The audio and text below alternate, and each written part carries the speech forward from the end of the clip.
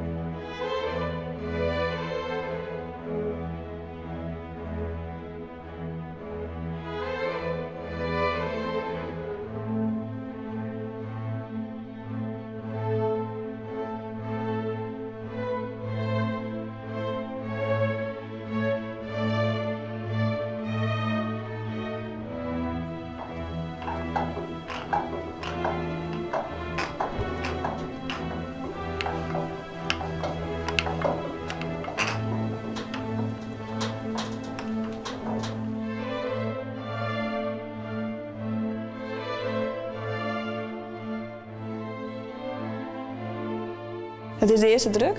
En de eerste druk is altijd een beetje net helemaal goed. Dus er zitten wat kraskes. Dat is al leren. En wat stipjes. Leuke stipjes onder deze. Ja. Waarom haast dit?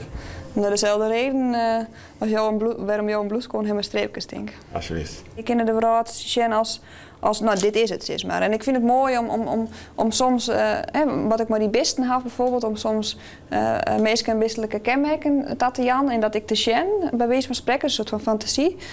Vind ik het ook mooi om een soort van magie aan het dagelijkse te geven, of een soort van iets overstijgends. Dus ik wil eigenlijk de meest deel zetten van dat stukje wat krek net vast te pakken is. Ik kom uit een natuurgebied, uit Friesland, en daar zit ik op een basisschool. Werd alles nog een beetje, werd ik me heel gauw verveelde. En het werd toch ik al heel gauw fantaseerde over hoe het de koers zou kunnen wezen. En eigenlijk begon het doel dat mijn leraar een beetje beestachtig was. En ik ben net gelovig opvoeden, maar dat we een gereformeerde basisschool. En als er dan uit de Bijbel voorleest waard, dan zeg ik die verhaal niet voor me. En dan maak ik het in mijn hol mooier dan dat het eigenlijk wie.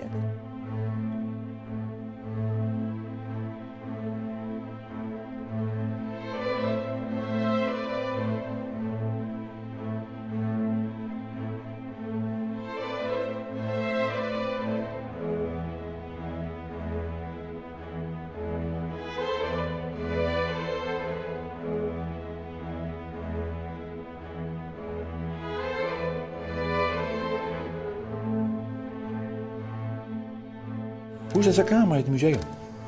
Nou, ik wist dat ik me kon aanmelden voor de stritten. Dat is speciaal voor mensen die zich jong talent vielen. Of voor mensen die nog net heel erg op het podium staan hebben. Waar nog net een heel soort aandacht voor West is.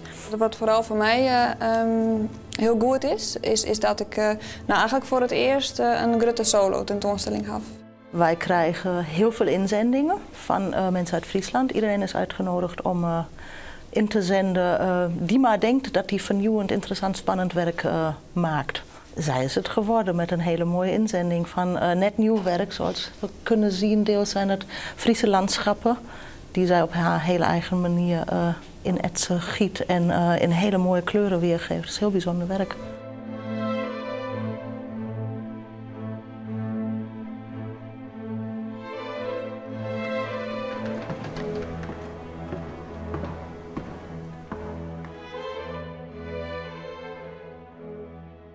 Dit binnen de 21ste eeuwse iconen.